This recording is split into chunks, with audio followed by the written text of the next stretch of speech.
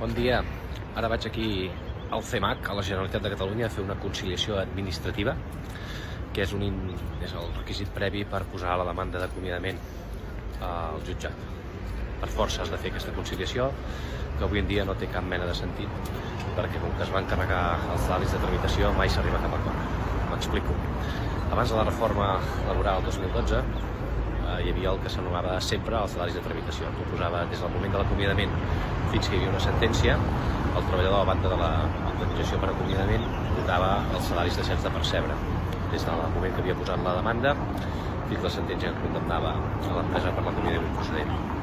Això forçava molt a les empreses a arribar a acords abans, perquè d'aquesta manera s'estalviava el risc aquest de que els casquessin, a part de la indemnització per acomiadament procedent, els salaris de tramitació. Què passa? Que amb la reforma del 2012, la reforma laboral del Partit Popular, això s'ho van carregar.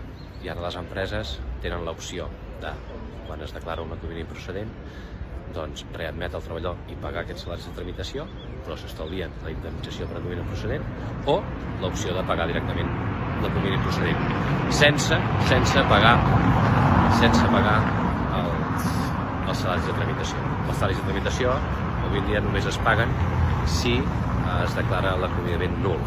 Que sigui nul hi ha d'haver una vulneració de drets fonamentals.